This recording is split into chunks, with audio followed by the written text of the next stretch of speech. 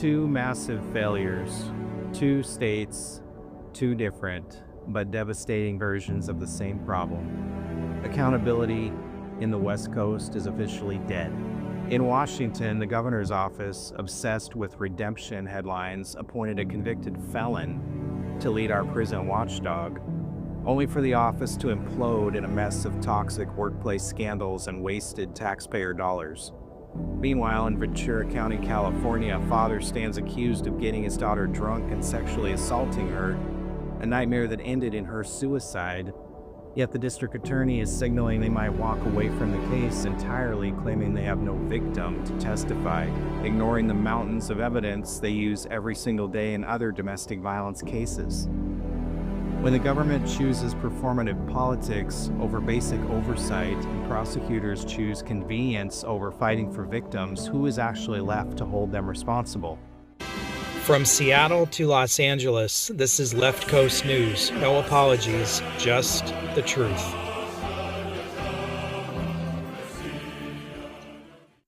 Welcome back to Left Coast News. Today we need to talk about the total collapse of accountability across the West Coast.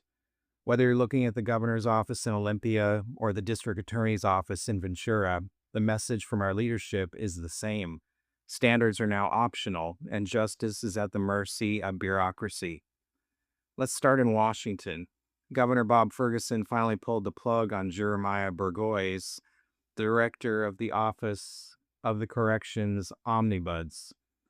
The governor is calling it insubordination, but the real story is that this person was ever given the keys to a state agency in the first place. We're talking about a man convicted of aggravated first-degree murder and assault at age 14, a crime that involved a convenience store shooting, and who later racked up custodial assault convictions while incarcerated. The governor prioritized a redemption headline over basic common sense. The result? A $143,000 a year salary for a director who allegedly turned his office into a revolving door of misery, with 4 resignations and 3 employees forced onto medical leave due to a toxic environment. But it gets worse. When you see how these officials treat victims, the incompetence turns into something much darker. Look at Ventura County, California. The case of Makayla Settles is a masterclass in systematic failure. Her father, Stephen Vincent Chavez, is accused of getting his own daughter drunk and sexually assaulting her, leading to her suicide just months later. And what is the district attorney doing? They are signaling they might not even take it to trial. Their excuse? They claim there's no victim to testify. It is an absolute slap in the face to anyone who knows how the law actually works. California prosecutors pursue domestic violence cases all the time without victim cooperation. When a victim is too terrified to testify or unfortunately gone, the state relies on police reports, forensic evidence, and medical records to secure convictions. That is the standard. Yet in this case, with DNA evidence linking the father to the crime, the DA is acting like their hands are tied. In Washington, we have a governor hiring a liability to manage our prisons. In California, we have a DA refusing to fight for a victim because it's too hard to prosecute without a witness. In both cases, the system isn't working for the people it's supposed to protect. It's working to protect the people inside the system. Whether it's performative appointments or timid bureaucratic prosecutions, the result is the same. The taxpayer gets the bill, and the people responsible for the chaos get a pass.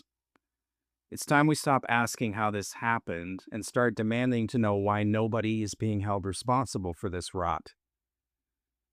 That's the reality behind the headlines on the West Coast. From the governor's office in Olympia to the DA in Ventura, we are seeing a pattern where accountability is treated as a suggestion rather than a requirement. We're supposed to have checks and balances. We're supposed to have a justice system that works for the families of victims, not just for the people who hold the power. If we keep looking the other way, while they make performative moves in our state agencies or take the easy road in our courthouses, we're the ones who suffer the consequences with our tax dollars, our safety, and our trust in the system. If you're tired of the excuses, share the story. If you've seen this kind of optional accountability in your own backyard, get in touch at leftcoastnews.net or leave a comment on our YouTube channel. We want to know where else the system is failing you. Like, share, and follow us on YouTube, Rumble, Brighteon, BitChute, Spotify, Substack, Patreon, Facebook, True Social, X, IG, and more.